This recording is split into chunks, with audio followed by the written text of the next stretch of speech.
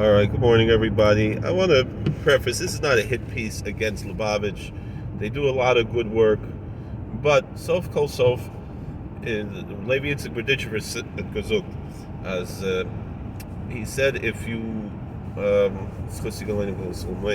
he said, if you love somebody, you have to mechiach sein, you have to be moiche if they're doing something wrong. And I heard a Maisa yesterday, a gefährliche Maisa. Really, it's a crazy Maisa. And steinished, how ignorant people can be, And, I remember something. And, it was a Maisa that there was a Yid, people know Shlomo Carlebach. And he talked to Lubavitcher Rebbe about certain things. He was one of the first Lubavitcher Shluchim he was already from the Rayatz, and then he talked to the last one, this Menachem Mendel Schneerson, who took the Rebbe Vista after Shver the Rayatz, and was nifter 25 years ago, almost 30 years ago now. So anyway, this he went into him when he was a young Rebbe, and he said certain things, and the Lubavitcher Rebbe said to him, I'm not telling you yes or no with what you're doing, but don't do it in my name, right? So as Gevena Voiler Yid, the Adam from the Rayatz was a big tzaddik, the Rayatz. The Rayatz is Adam of Gevena Voiler Yid, and there's beschmitzing his name, these types of things, that because they call themselves his shluchim, right? The shluchei shalodim k'maisei, and a lot of them again do a lot of good work. Work together with them, whatever we can do. But when we hear these types of stories, medaf moiche zayin a bissel out of a liebshaft. It's not a hava misateris like Tanya talks a lot about Ahava Misateris, which is, it's already mentioned already in Tanakh, this term Ahava Misateris. It's in the Mishnah. A lot of Lubavitchers probably think that the Balatanya came up with the term Ahava Misateris. They don't know it's in Mishnah. But anyway, so one I heard from my Rav. This one, probably to most from people, would be the more shocking story, but to me, I think the second one is really, they're both horrific, they're both gefährlich, and I think the second one really, if you are a Ben Torah and you understand what Torah is all about, you understand what it means, a lav d'oraisa, the second one is really be'etzim worse, but they're both gefährlich. I'll tell the first one first because I think the regular B'nai Torah will understand the first story better and have a little bit more of a gefühl. But L'maisa, this is time and time again these types of stories. So the first story, really, it's not as much connected to the other story and other several stories. Sof Kol Sof, it is what it is. So the first story was, I don't remember which town it was, somewhere out of town. So I think it was AJOP or one of these organizations, more of a yeshivisha, litvisha, kiruv organization. They had a Koilin German. He set up shop to be a kiruv rabbi somewhere. Is that my mom? Somebody somewhere out of town, Ergitz, and it's Oscar Fallen. His Rebbitzin had to, what we would say, use facilities on Leil Shabbos and Maven Yovin, and she went to go to Scheitman. She went to go to the mikveh Leil Shabbos, Friday night, and so the Lubavitcher Rebbitzin there, the Shlucha they would call her, right? She was a mikveh lady, and she says, "Oh, you're visiting?" She said, "No, we moved here." So, "Oh, what are you doing?" I said, "My husband and I, we're starting a little gerim, maybe in the college campus or whatever it is, a community kollel, whatever." And then she said, "Oh, wait a second, I have to go talk to my husband." She said to this woman, "It's Leil Shabbos, right? And a young couple, right? Versteht alles." And she said, "No, you can't use this mikveh. You're not welcome here. This is a Havas Yisrael. This is what it means. We have to lecha kamecha, because they're so territorial. They can't falazich that a Litvish Yid is gonna." I mean, I saw a similar thing. An Ashkenaz shul in Yonkers. They're looking for a rabbi, and I never heard of such a thing. This is happening now. Never heard of such a thing. The rabbi who is leaving gets to pick the next rabbi. When I left Kol Emes in Richmond, I didn't get to pick who comes after me. The board picks that, an Ashkenaz shul, and the rabbi, because he's a Lubavitch rabbi, once they get their claws on a place, they're very, very territorial. So I applied, assuming I'm writing to the president of the shul, and the rabbi writes to me. He said, "No, I think it'll be better that a Lubavitch rabbi who has more experience in outreach would be better. One of these Yungalite who don't even know English, a lot of them. They didn't go to college, nothing. And they're going to be there in Yonkers, right near Yeshiva University. Oh, they know about Kiruv. What are you talking about? First of all, they don't know that much about Kiruv, a lot of these Lubavitch Yungalite. They don't know what they're doing. And the second thing is, I've been in Kiruv my whole life. I know all about it. So don't, that's just, I have experience and everything. All right, it's a personal thing. Baruch Hashem, I have a good job. I feel oftin epis for Yiddishkeit. I feel like my energy is being wasted to a certain extent. That I'm not, as a chtich nicht auf, So anyway, was titzach du? The copy's going on the wrong side of the road. Anyway, so, but you see, this is how they operate. And again, there are a lot of nice old Lubavitchers who are Hasidish, who are Erlich, who are Voile Yidden. I'm not talking about the Balalis and Galite. They're so... These are kids who were born after the last Lubavitcher Rebbe was nifter already. And they're so full of themselves. I'm also full of myself, I understand. But the types of things that they do, they attack other people, they destroy communities. It's really, it's really gefährlich. Anyway, so listen to this story. So if you know a bissel Torah, there's a mitzvah ve'aftem es hager, and there's an isser of lo yisaynu es hager. There's a commandment. So first of all, we have the commandment, love thy neighbor, which we understand, the mitzvah Havas Yisrael. It's lieb haben an Erlich Yid, and it's really only kamoicha b'Torah mitzvahs. That's what it means. We have to learn kamoicha. That's what kamoicha means. I heard that from Rav Victor Miller. Rav Victor Miller was probably, from all the Litvish Gedolim, was the most positive about Lubavitch. Anyway, and again, so that's Anyway, the point. What I'm saying is, you have a mitzvah, you have to learn kamoicha, and then on top of that, for a ger tzedek, for a convert, you have a mitzvah of you have to miss a ger. So it's a quadrupled mitzvah, because you have to love him because he's a yid, and you love him extra because he's a ger. But also there's a prohibition not to hurt the feelings of a ger, not to oppress a ger. That's basic Torah 101, right? So I understand Lubavitchers, they don't make a bezdin, they don't make gerim.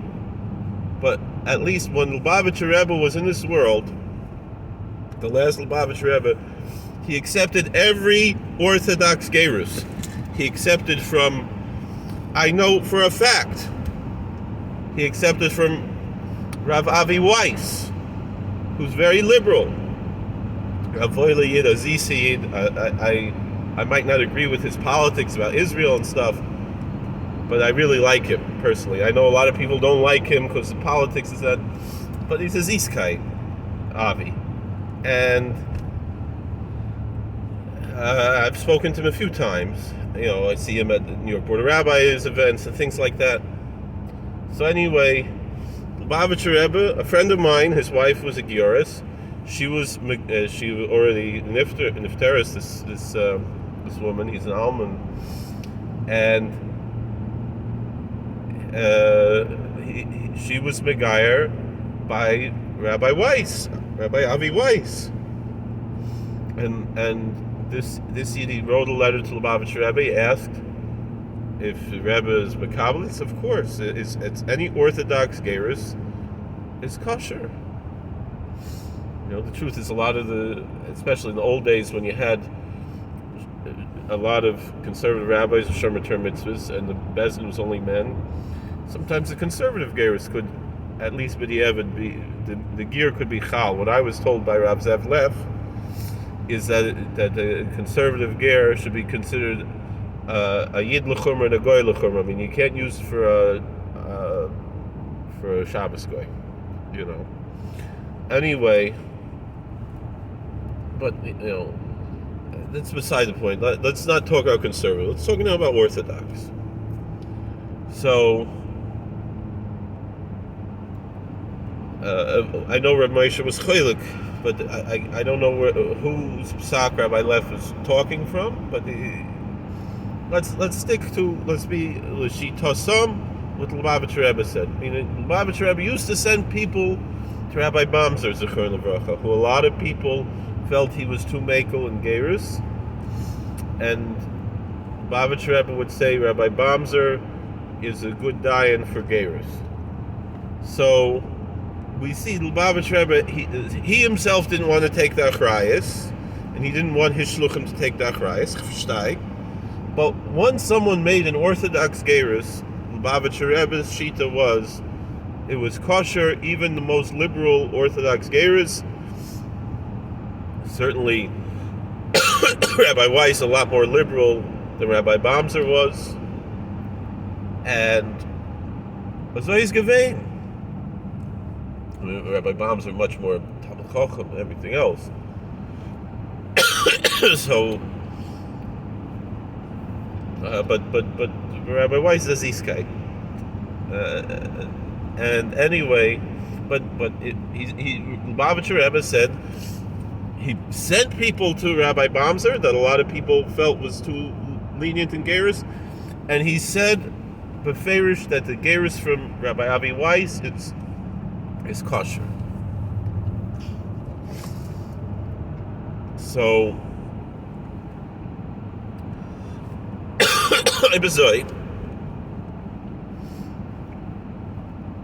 So what are we talking about here? What have we got? What's going on here? So this is why I'm telling this story. This is why I'm mentioning all this about what the Lubavitcher Rebbe actually held and what people are doing in his name. And that's what goes back to the story with Shlomo Carlebach. The Lubavitcher Rebbe told him, I'm not going to tell you yes or no, but don't do it in my name. And these in Galait, they're calling them shluchim. They call themselves shluchim of Lubavitcher Rebbe when they're born after he was nifter. Like my cousin, Lubavitcher Rebbe told him, you're going to Lakewood. My cousin, Rabbi Achmil Altman, Zolgazun, and he was for many years shliach in Lakewood, and then certain things happened. He had to move somewhere else in Baruch Hashem, and he's a real shliach of Lubavitcher Rebbe, because he was actually learned at Lubavitch by Lubavitcher Rebbe, and he actually, and he says to me, and he is now a shliach somewhere down south, I think in North Carolina, an army base. But the point that I'm saying is, like, he's the real thing, So, and the same thing we have here in Fallsburg. Rabbi Talman Fliegel, the Lubavitch Rebbe sent him. He's a real shliach Lubavitch Rebbe. And then these Ingerlite, they come in here and they take over the old shuls. They do things that Rabbi Talman Fliegel would never dream to do. They're so disrespectful and destructive. And meaning, when you have people who are really, that Lubavitch Rebbe actually sent, the real shluchim, and I know Lubavitcher Hasidim who open a shul, they call it a Torah center, this, that, because they bedavka not calling themselves a shliach, because they understand what that means. I mean, real Voile Hasidish Lubavitcher Hasidim who are rabbis and shuls and stuff, and they bedavka don't use the term shliach because they because they understand the achrayus that means, So this is why I'm bringing this up. So this is not the first story. It's just I heard about it yesterday. So again, I understand Lubavitchers, they're not going to make their own gerim. Okay.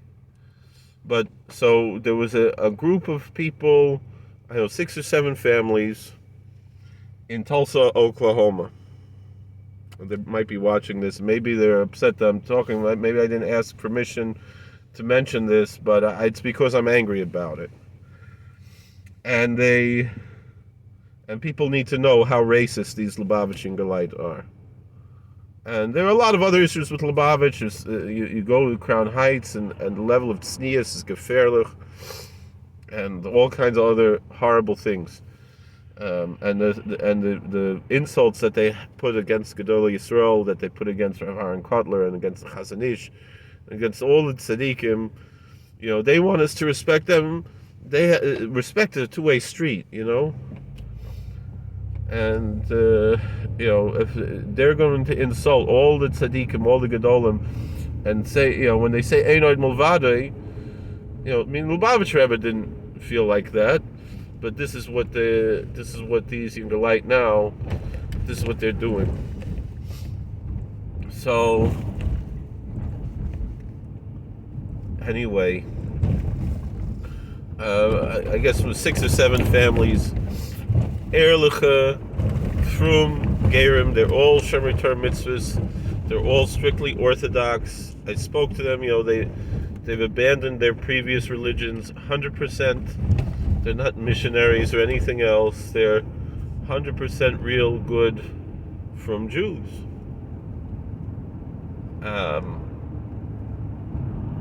And they went to talk to Lubavitchers there in Tulsa. They want to be Megayer. They Weggestippt. Okay, so they found a Bezdin, a nice, frum, Orthodox Bezdin, that, like I'm saying, if Lubavitcher Rebbe would have accepted Avi Weiss, who I like, I'm not personally nothing against him. He, Rabbi Avi Weiss. I'll call him Rabbi Avi Weiss. He's a rabbi. Rav Avi Weiss. I like him very much. He's a fine person. And Lubavitcher Rebbe used to send people to Rav Bamzer, Zechor Levrocha, who a lot of people said had questions about. They felt he was too lenient. So the Lubavitcher derech would be like this, that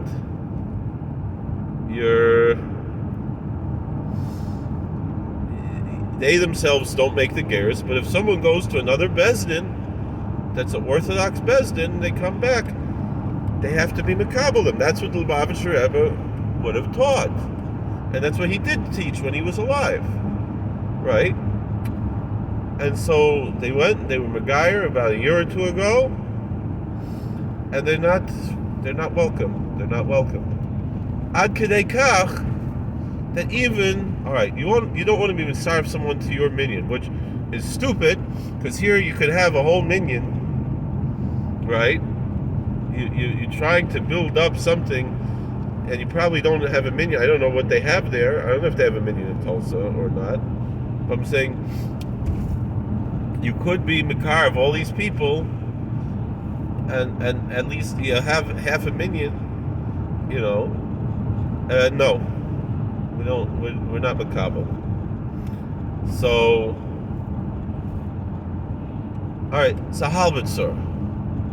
But then the women, they were megayer. They're chayiv mitzvahs. The men and women there, even if you don't want to starve them to your minyan because of your mishagasan and your racism, but the young couples, I think there's one or two young, they're mostly older couples.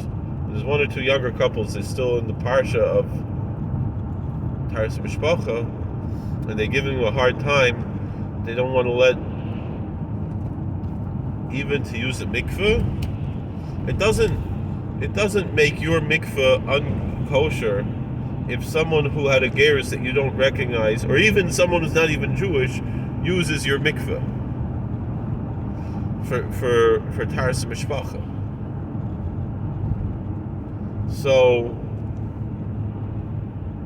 and they're willing to pay, to use the mikveh. They're willing to be part of the community, and you're sending them away. The same thing was, I was on the Besdin in Dorton, Ecuador, and at the time there was no community in Ecuador. There was no Lubavitch, there was no nothing, and that was the whole kahila. And were the gerim that we were megayer. It was a whole minyan of gerim we were megayer in Ecuador. And then I talked to the Lubavitcher shliach there who came in after them. He came onto their territory. And I said, oh, very good. All these people, I'm telling you, it was a kosher gerus. I was on the Besdin. And, I can give you a letter from whoever, from Satmar Dayanim, whatever. Said, no, we're not, and ad kedei kach, we're not even letting them use our mikveh.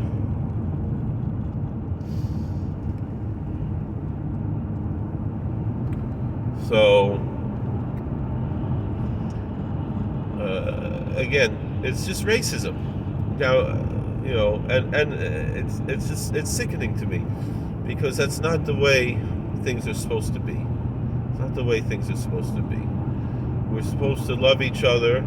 And so I'm saying this not out of hatred against Lubavitch, but out of, like I said, if you got a moicha zayin, if someone is, and again, these people in Ecuador, they were very frum, very ehrlich, and I think a lot of them might have gone off the derech because of the Lubavitchers turning away. And then I know one of them, they told him, you have to go to Israel and make another gerus. And one of the girls there, she went to Israel and to make another gerus, she got killed in a terror attack. So the blood is on the hands of whoever told him that gerus that we did wasn't kosher, and that she has to go to Israel. Nonsense. Rabbi Cook, he said the same nonsense, that people, they should go to Israel to be megayer if they're really serious. The Torah is not in just one place in the world. The Torah is all over the world.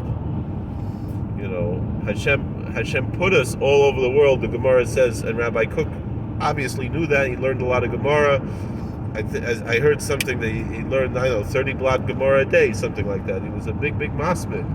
He was a big bucky. He knows the Gemara says, like, oh, Yisrael Ela Kadesh Shteifif Aleim Gerim, the Gemara Pesachim.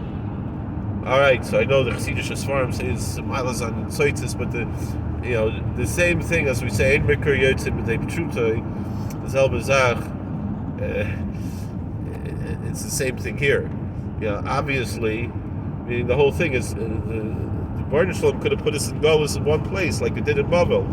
Instead, he spread us all over the world. Why? So we should make gerim. That's the whole point of the Golus. And so to say that Azoi, that we're not being Mekabel gerim, it's ridiculous. It goes against all the Yisoidus of Chazal. All right, thank you for watching. God bless. Please like, share, and subscribe, comment, and I hope this can make Sholem and they can wake up and not be doing this racist nonsense anymore. All right, God bless.